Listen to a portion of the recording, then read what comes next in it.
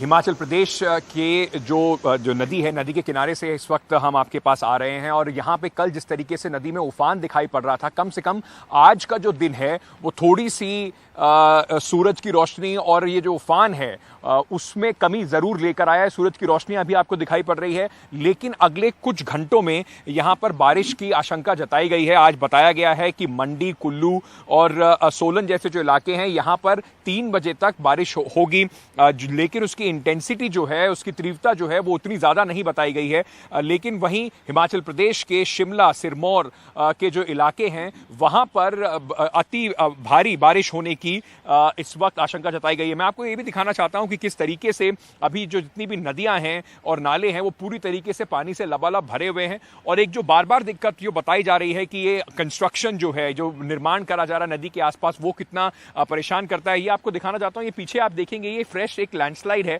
यहां पर एक टनल बनाने की कोशिश हो रही है और उसके आसपास आपको कुछ कंस्ट्रक्शन भी दिखाई पड़ेगा जो कि पूरी तरीके से गिरकर नदी के पास आ गई है। अब उसमें दिक्कत ये होती है कि इस तरीके का मलबा जब नदी में गिरता है तो एक तो वो मलबा नदी का रास्ता भी रोकता है और साथ ही साथ उसकी वजह से नदी अपना रास्ते में थोड़ा बहुत बदलाव करती है और ये मलबा इस पानी के साथ बह के आगे जाता है, जो काफी नुकसान भी नदी को पहुंचाता है। और नीचे नीचे जैसे मलबा जमा होता रहेगा तो इसी वजह से जब बारिश होती है तो पानी बहुत जल्दी नदी में भरने की आशंका रहती है। आज कम से कम भी ये बताया गया है कि धूप रहेगी, उसके कारण जो एक नई समस्या है, बारिश के बाद तुरंत जब धूप निकलती है तो लैंडस्लाइड्स की समस्या खड़ी हो जाती है। अभी जो मंडी से कुल्लू जाने वाला रास्ता है उसे नहीं खोला गया है। पंडो जो एक बाजार था जहां पर बुरी तरीके से बारिश के बाद एक पूरा मलबे के साथ, एक बड़े बड़े पत्थर, पहाड़, कीचड़ के साथ और पेड़ जो थे वो बाजार में आ गए थे, उसका रास्ता भी कटा हुआ है। एक दूसरे रास्ते से वहां पहुंचने की कोशिश की जा रही है। 30 लोगों की मृत्यु दुर्भाग्यपूर्ण यहां पर अभी तक हुई है, जिसमें से 29 लोगों की पहचान कर ली गई है। अलग अलग डिस्ट्रिक्ट्स में इस तरीके के हालात हुए हैं। हिमाचल प्रदेश को साथ ही साथ अगर हम बात करें तो जो नेशनल जो हाईवे, जो 4 लेन हाईवे बनाया जा रहा था चंडीगढ़ से लेकर आगे मनाली तक, उसको जैसे ही आप किरतपुर से ऊपर आते हैं वहां से रोक दिया गया है क्योंकि वो कई जगह से रास्ता कट गया है। अभी भी मुश्किलें कम नहीं हुई हैं।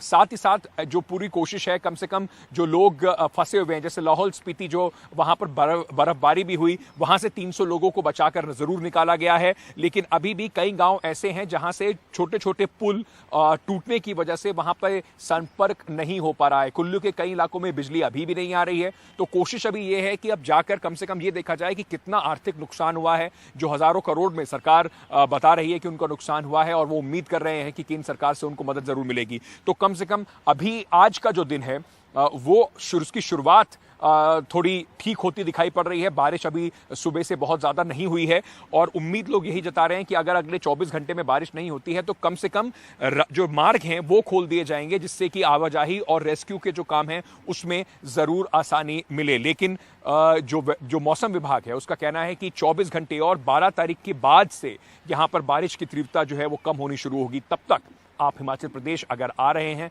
तो शायद उसे अवॉइड कीजिए, और अगर आप हिमाचल प्रदेश में हैं तो जब तक बिल्कुल अति आवश्यक ना हो घर से बाहर ना निकलें।